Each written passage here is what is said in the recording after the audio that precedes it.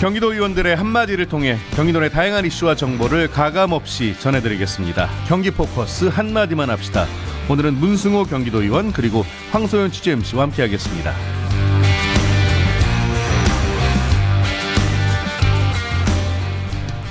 한마디만 합시다. 성남 고등지구 중학교 설립을 촉구합니다. 네, 성남 고등지구 지금 중학교가 없는 상황인가요? 예, 성남 고등지구는 한 4천여 세대가 입주를 마친 생활권인데요. 예. 그럼에도 이제 지역 내 중학교가 없어서 주민들의 불편 그리고 학생들의 불편이 가중되고 있는 상황입니다. 이게 이제 생활권은 완벽하게 구성되었는데 교육 인프라가 따라가지 못하는 지금 현실에 마주하고 있고요. 예. 이 문제를 해결하기 위해서 제가 24년도에 5분 발언 이후 그다음에 주민 간담회, 그다음에 현장 점검, 그다음에 교육청 업무 보고 최근에는 주민들이 2,400여 분이 모여가지고 네. 서명부를 만드셨어요. 그걸 이제 교육청에 전달하는 과정까지 쭉 해오고 있는데 현실의 문제 또 행정적인 문제에 부딪혀서 좀 답보 상태에 있는 상황입니다. 예, 이런 것들이 이제 현실적으로는 좀 어려움이 있지만 우리 교육청 당국과 또 저희 같은 선출직 의원들 좀 나서서 이런 장애물들을 좀 걷어내고 우리 주민들과 학생들한테 좀 편하게 학교 다닐 수 있는 여건들을 만들기 위해서 지금 계속 노력하고 있습니다. 예. 지역 간 교육 인프라 격차를 해소하고 학생들의 기본적인 교육권을 보장하는 건 매우 중요한 사안이죠. 그런데 성남 고등지구는 인구 증가에도 불구하고 중학교가 없다 보니까 학생들이 장거리 통학을 해야 하는 불편을 겪고 있다고 합니다. 그래서 문승호 의원은 고등지구 중학교 설립을 촉구하고 있는데요. 우리 청취자 여러분들을 위해서 먼저 성남 고등지구 어떤 지역인지 그리고 듣기로 LH 개발이 있었다고 들었습니다. 이후에 인구 변화도 좀 짚어주시면 좋겠습니다. 예, 그 성남 고등지구는 성남시 수정구 고등동 일대에 조성된 공공주택지구입니다. 예전에는 이제 한적한 도시였는데 도시라고 하기에는 약간 농촌 지역 비슷했던 곳입니다. 거기가 이제 공공택지 개발이 이루어지면서 하나의 생활권 주민들이 이제 모여서 이제 생활권을 구성하게 된 것이죠. 규모도 아까 4천여 세대라고 말씀을 드렸는데 2019년부터 본격적으로 입주가 시작해서 23년도에 입주가 전체적으로 마무리가 됐습니다. 고등지구는 앞으로 이제 개발될 곳이 아니라 이미 이제 개발이 완료된 곳이라고 볼 수 있고요. 그에 따라서 인구 변화도 이제 확연하게 달라졌습니다. 그 전에는 인구가 2011년 통계로는 한 3천 명 정도 있었던 곳이었는데 이 고등동이라고 하는 곳이 24년 기준에는 12,000명까지 늘어난. 그러니까 한 9천여 명이 늘어난 상황으로 도시가 구성되어 있고 지역의 생활 규모가 이제 자체가 완전 달라졌다는 걸 의미한다고 보고 있고요. 그만큼 주민들의 이런 생활권 플러스 교육과 교통 같은 이런 부족한 인프라들을 이제 채워가야 되는 상황에 마주하고 있습니다. 예. 근데 지금 앞서 언급해 주신 대로 고등지구에는 중학교가 없는 상황이라고 합니다. 그럼 이 지역 학생들은 실제로 어느 정도 거리와 시간을 들여서 통학을 하고 있습니까? 지금 말씀드렸다시피 이제 고등동이라고 하는데 약간 좀 섬처럼 떨어져 있습니다. 이 서울공항이 이제 가로막고 있기 때문에 아이들이 이제 학교를 가려면은 분당으로 이렇게 가야 되는데요.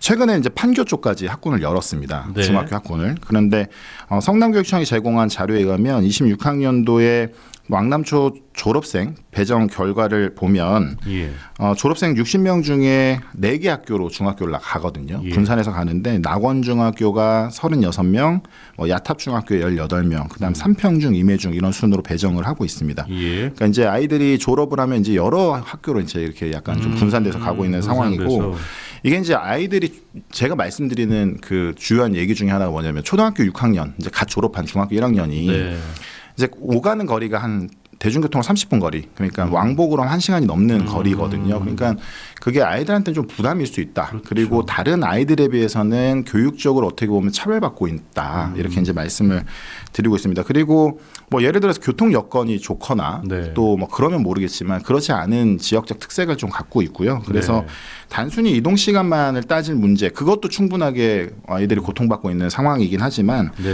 그런 부분뿐만 아니라 다른 여타의 문제들이 발생하고 있다. 그리고 저희가 이제 최근에 선거운동을 하고 있다 보니까 동네를 곳곳 돌아다니게 되거든요. 근데 아파트 단지 앞에서 노란 승합차가 기다리고 있고 중학생으로 보이는 아이들이 6명이 기다리고 있는 거예요. 그래서 너네 어디 가냐 그랬더니 낙원중학교를 간대요. 근데 여기서 뭐 하냐 그랬더니 그 사설 차량을 이용해서 통학을 하고 있는 거예요. 그래서 얼마 내고 있냐 그랬더니 월에 7만 원씩 이걸 자기 부담을 해서 그러니까 이게 7만 원이라는 비용이 이제 적은 비용도 아니지만 그걸 부모님들이나 아이들이 찾아서 학교를 가야 되는 상황. 그만큼 교통 여건이 열악하다는 것이고 아이들한테 피해가 가중되고 있다. 이렇게 말씀드리겠습니다. 그렇군요.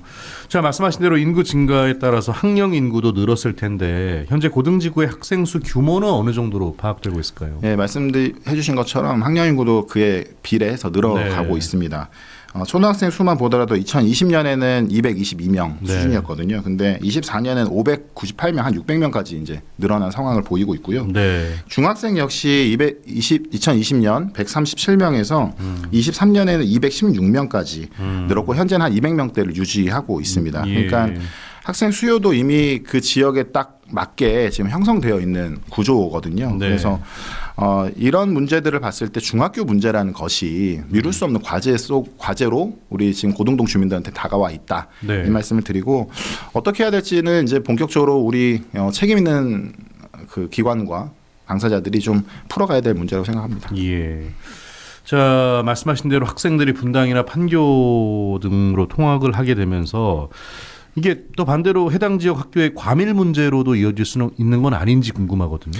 예, 기존에 아까 이제 야탑중학교로 아이들이 배정을 해서 받아서 갔었습니다. 근데 이제 야탑중학교라고 하는 것도 분당에 있는 아이들도 오다 보니까 과밀이 됐어요. 그러다 보니까 오히려 야탑중학교를 다녀야 하는 아이들이 또 멀리 가는 현상들이 이제 벌어지게 된 거죠. 그렇다 보니까 이제 성남교육청에서는 그 문제를 해결하기 위해서 판교 쪽 아까 말씀드린 낙원중학교나 뭐 이런 학교들이 판교 쪽에 있는 학교들이거든요. 이 학군을 열어가지고 가게 했지만 여기 학교들도 사실은 상당히 먼 거리이기도 하고 그렇습니다. 근데 성남의 경우도 사실 학령 인구도 전체적으로 줄어들어 가고 있는 상황에서 판교 쪽은 그래도 조금 교실에 여유가 있기 때문에 수용이 가능했던 부분이긴 했습니다. 예, 그렇습니다. 예. 자, 소연 씨 관련해서 학부모 이야기 들어보셨다고요? 네, 고등지구에 중학교가 없어 학부모와 학생들이 겪는 불편은 어떤 것인지 고등지구에 거주하면서 초등학생과 중학생 자녀를 둔 윤성영 학부모에게 들어봤습니다. 제가 거주하고 있는 고등지구는 중학교 부지가 있음에도 불구하고 아직 학교가 설립되지 않아 아이들이 분당이나 판교 학군으로 배정받아 통학을 해야 하는 상황입니다. 저희 아이도 현재 판교 학군의 중학교에 재학 중인데 사설 셔틀이나 대중교통을 이용해야 합니다. 셔틀 시간에 맞춰 아침 일찍 나가야 하다 보니 수면이 부족하고 체력적으로 힘들어하는 모습이 안타깝고 비용과 시간에 대한 부담도 적지 않습니다. 무엇보다 등하교 안전에 대한 걱정이 큰 것이 현실입니다. 이런 상황이 계속된다면 앞으로 중학교에 진학할 둘째 아이에게도 같은 부담이 반복될 수밖에 없다고 생각합니다. 아이들이 보다 안전하고 안정적인 환경에서 학교 생활을 할 수 있도록 하루빨리 지역 내 중학교 설립이 이루어지기를 간절히 바랍니다. 네, 근데 고등지구 중학교 설립이 여러 차례 좀 추진이 된 걸로 알고 있는데 아직까지 실현되지 못한 가장 결정적인 이유 무엇일까요? 가장 결정적인 이유는 사실은 이제 행정적 수요, 그러니까 법적 수요를 이제 학생 수가 받쳐주지 않는 게 가장 큰 문제거든요. 그러니까 이제 그 부지는 그대로 있습니다. 부지는 있는데 거기가 이제 설립하지 못한 이유가 잘 아시겠지만 이제 행정이라고 하는 것이 이런 수요들을 채워줘야 하는 부분이 있는데요. 단설 중학교를 처음에 이제 추진하려고 했었습니다. 하나의 독립된 학교로. 그랬더니 지금의 이제 경기도교육청의 방침은 최소 21학급이 형성이 돼야 되는데 그리고 학생 수는 588명이 이제 채워져야 한 학교를 지을 수 있는 기준이 되는 겁니다. 예, 근데 고등지구는 지금 추계상 한 11에서 12학급 정도 그리고 최대치로 늘어났을 때도 한 18학급 정도로 예측하고 있거든요. 그러니까 우선은 이 기준이 도달하지 않기 때문에 현실적인 좀 어려움이 직면하고 있고요. 주민 체감으로는 사실은 학교가 지구 내에 필요하지만 제도적으로는 이런 시설 요인들이 받쳐주지 못하고 있다. 이렇게 이제 볼 수 있고 그런 논의들을 이제 계속 해오는 과정인데 여전히 번번이 그 과정 그 장벽 속에 지금 가로막혀 있는 상태입니다. 예. 네, 그러면 단설 중학교 설립이 어렵다면 초중 통합학교 같은 대안도 가능해 보이는데요. 이런 대안은 현실화되지 못한 이유는 무엇일까요? 예, 그 주민들께서도 여러 가지들을 제안하시거든요. 대안들을 그렇겠죠. 제안하시는데 네. 그럼 단설 중학교가 안 된다 그러면 여러 가지 방법들을 좀 찾아봐야 되는 것 아니냐. 그 중에서 가장 많이 나오는 게 이제 초중 통합학교였습니다. 그것도 처음에는 이제 논의로 올렸었는데 이 초등학교 현재 있는 왕남초등학교라고 있는데 초등학교 부지와 중학교 부지가 2차선으로 된 도로가 가운데 있습니다. 그러니까 이제 당국에서는 이것을 하나의 부지로 볼 수 없기 때문에 초중 통합학교를 할 수 없다 이런 이유. 그다음에 그거 외에 이제 중고 통합학교, 그다음에 학교 시설 복합화, 지자체와 함께 예산을 같이 투여해서 학교를 짓고 주민과 함께 공간을 공유하는 이런 것도 제안해 보고요. 그다음에 제2 캠퍼스 설립 이런 것들을 이제 쭉 제안해 왔는데 이건 현실적인 제약이 존재하기 때문에 좀 번번이 실패했고요. 그 중에 가장 대표적으로 논의했던 게 아까 말씀드렸던 초중 통합학교였습니다. 예, 근데 아까 말씀드렸던 것처럼 이 중간에 도로들이 존재하고 있기 때문에 그래서 이게 이제 방향이 틀렸다기보다는 어떤 우리가 좀 더 적극적으로 검토해 볼 부분들은 없는지 심지어는 제가 이런 이야기도 했습니다. 그 도로를 막는 방법까지 한번 생각해 보자. 네, 이제 들어가면 이제 막다른 골목이거든요. 그래서 그런 부분도 주민들과 함께 공유해 보고 여러 가지 방법들을 지금 모색해 보고 있는데 좀 현실적인 어려움이 좀 있다라는 부분입니다. 그래서 여러 가지 이제 대안들 중에서 제가 이제 생각하기에는 한 2가지 정도 필요한 것들이 있는데 첫 번째는 지금까지 논의됐던 것들을 다시 한번 면밀하게 검토해 보자. 아까 한 서너 가지들을 말씀드렸는데 그것들을 재검토해 보는 방법. 그 다음에 이제 하나의 제가 탈출구가 필요하다면 하나의 돌파구가 있다면 최근에 특별법으로 통과된 도시형 캠퍼스라는 제도가 있습니다. 도시형 캠퍼스. 예.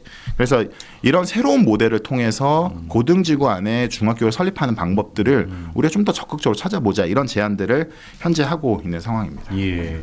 다양한 제안들을 하고 계시고 이미 이제 등장을 했고.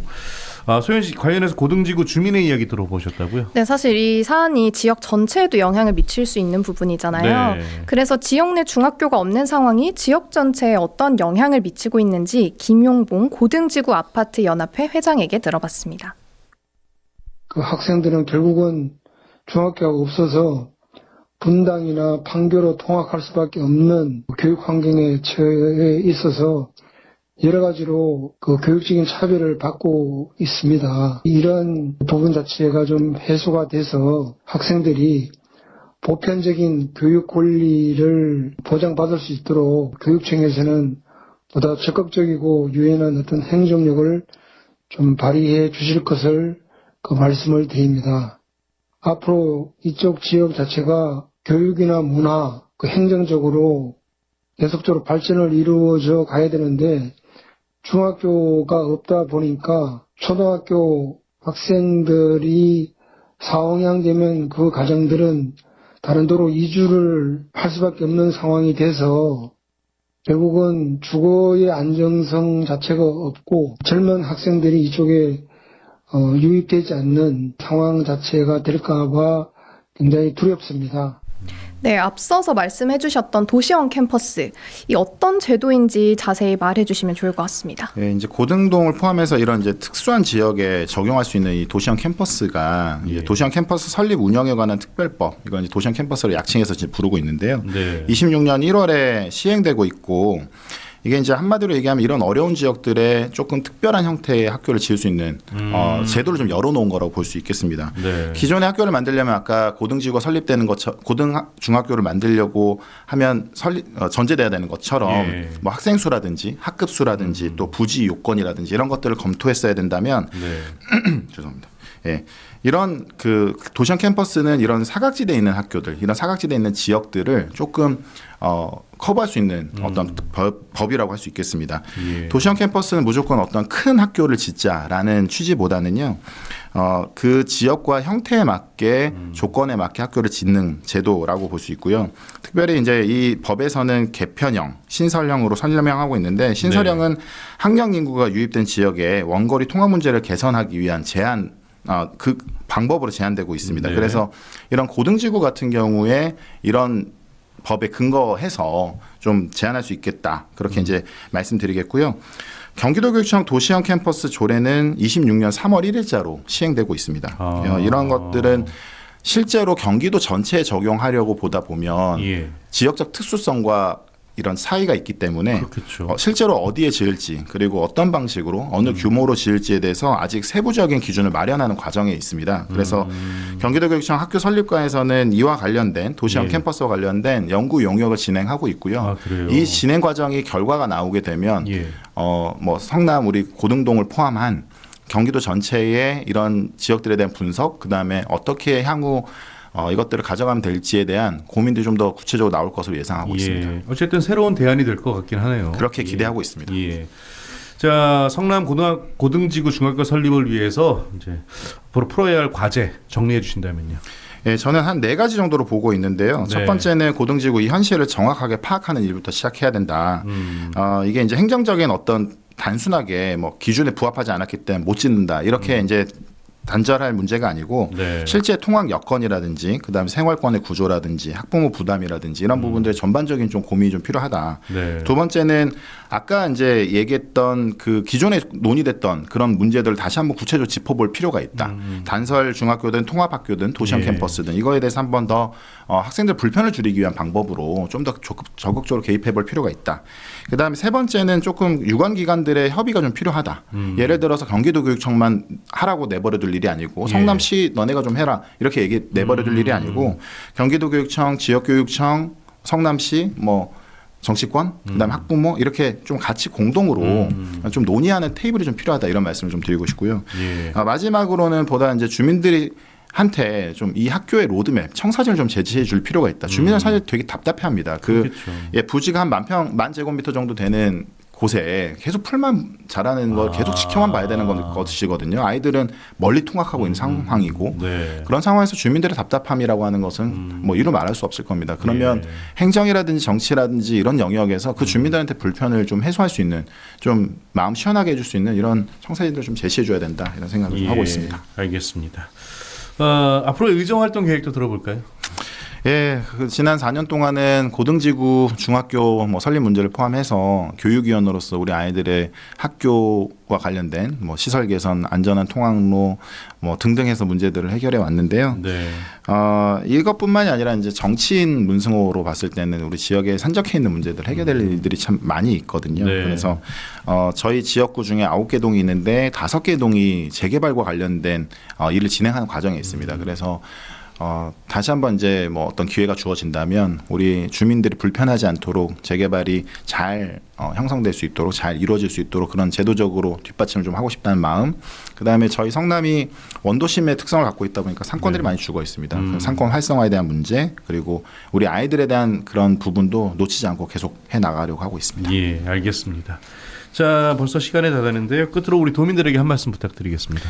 예, 도민 여러분 지난 4년 동안 저에게 기회를 주셔서 정말 열심히 일해왔다고 생각합니다. 또 낮은 곳에서 또 소외된 곳에서 그런 목소리들을 들으려고 노력하고 고민했던 시간들이었던 것 같습니다. 의정활동이라고 하는 것은 제가 뭐 감히 좀 생각해 보면 어떤 큰 구호나 뭐 거창한 이야기들이 아니라 네. 주민들께서 실제로 겪고 있는 문제들을 조금이라도 덜어드리고 그 목소리들을 제도와 정책으로 연결하는 일이라고 생각을 하고 있습니다. 네. 부족한 점도 많았지만 아직 더 풀어야 할 과제들이 저한테 많이 남아있고 예. 앞으로의 그 과정들도 우리 주민들과 함께 또 더 잘 안 들리는 목소리들을 더 크게 들으려고 노력하는 그런 자세로 임하고자 합니다. 예, 알겠습니다. 오늘 두 분 말씀 여기까지 듣죠. 고맙습니다. 감사합니다. 고맙습니다. 네, 지금까지 문승호 경기도의원 그리고 황소연 취재 MC와 함께했습니다.